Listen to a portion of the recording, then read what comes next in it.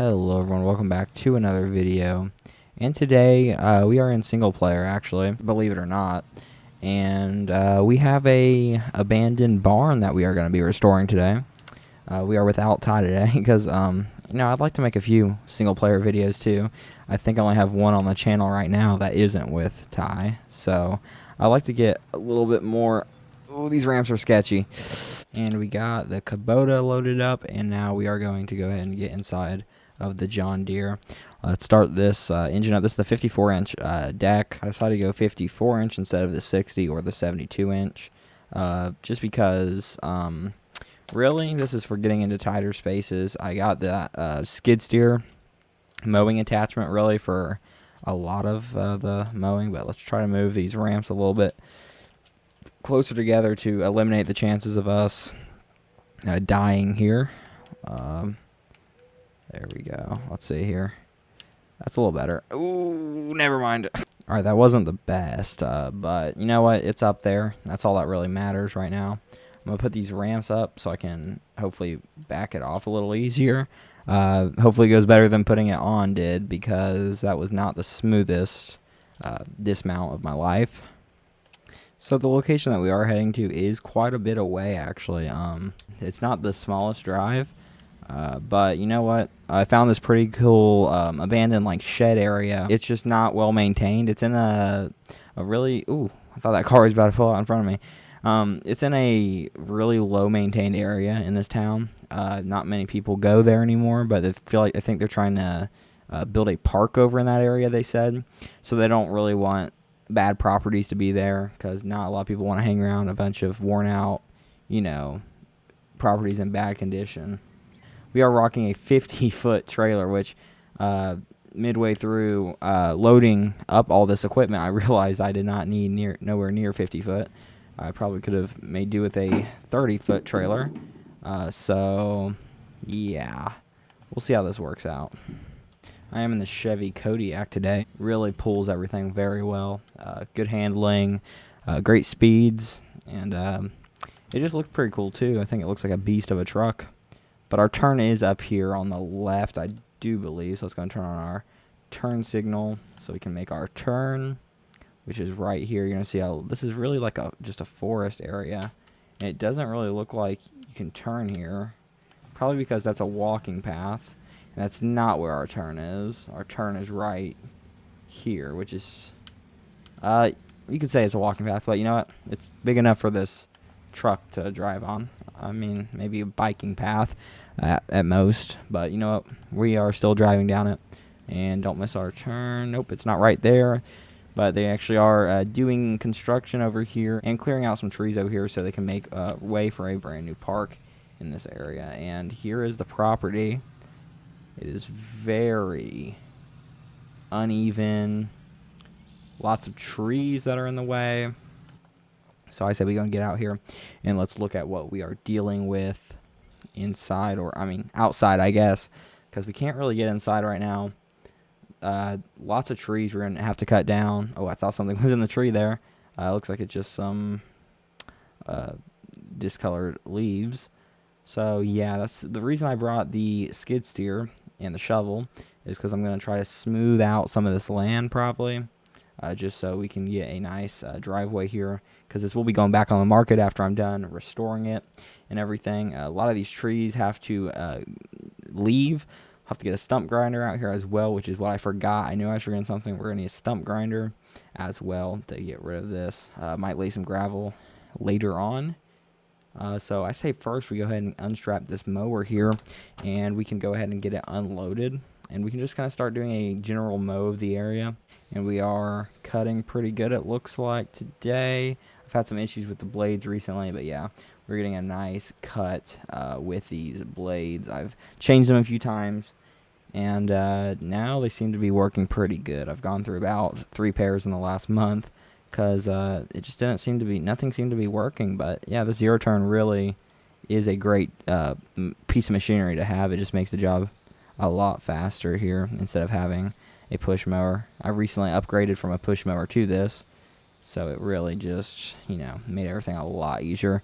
Let's get around these trees really good. Or should we go and take the trees out first? We might go and take the trees out first and just hope that it doesn't land on our really expensive 50-foot trailer here, which will probably be getting sold after this anyways, because we're not going to need it. So let's get the chainsaw, which is in the back of the truck, the Kodiak here, and it is a steel chainsaw.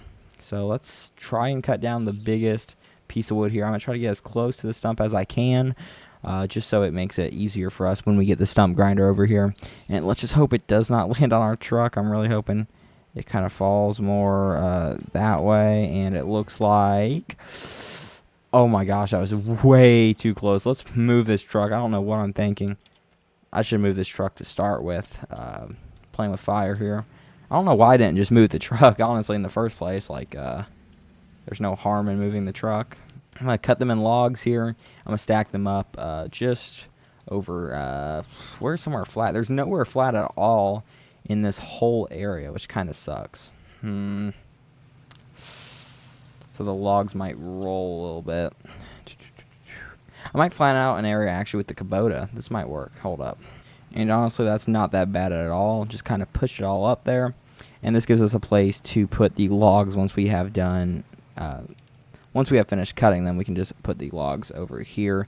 So I'm going to go ahead and cut down this tree a little bit into nice logs.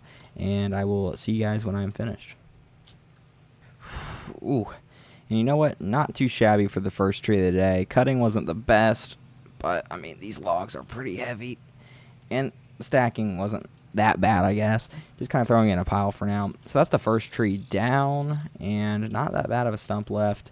I say we... Ooh, there's a little tree here which we could go ahead and just exterminate. And, ooh, this is light. Just kind of throw this over to the side. It's not light, it's heavy. But if I can just kind of just push that over to the side there. There we go. And that opens up a area, the door, which is... What the heck? There's a car in there. The door is indeed locked, which I figured. A lot of these barns are locked, and a lot of... oh, well, these doors might be open. I have to remove a couple more trees here before I have the chance to go in. But that is looking like a late 50s body-style Impala. And it's in like a... I can't really tell if it's black or red yet.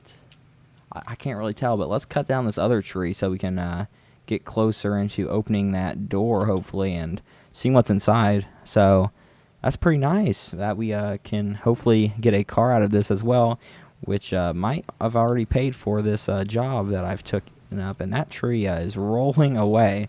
A lot of this tree was rotted. A lot of it just kind of fell apart.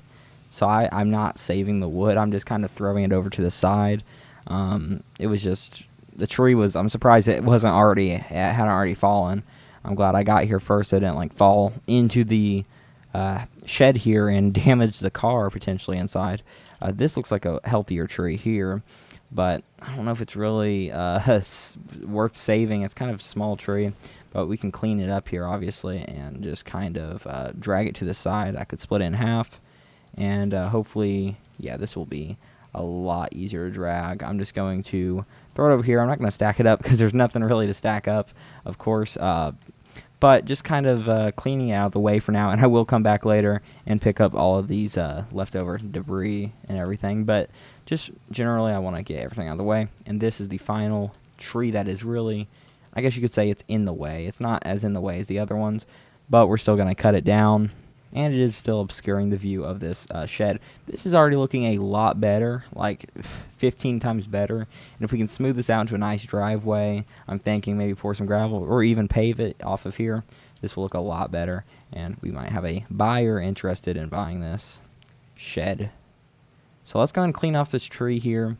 And this we'll definitely be able to stack up this wood. This is some high quality wood by the looks of it. So I'm going to cut these up and I'm going to go stack them up. And I'll see you guys in a minute. And there you have it, a decent stack of lumber, not too bad, right there.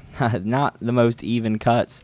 A lot of them were smaller, and then we had a few bigger ones, so I was a little off today on my cutting. But you know what? As long as the trees are out of the way, it doesn't really matter. Now we can really get a little closer with this zero-turn mower. So let's go ahead and do that, I guess. Clean up a little bit more. Let's get some of this grass by the edge of the road here. And then we can get closer. If we don't break them... This is too steep. I cannot get my mower up here.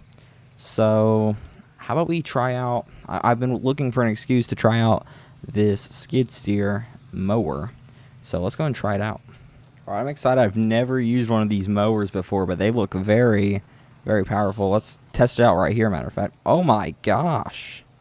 Just instantly disintegrated. And it gets a way cleaner cut than that zero turn does.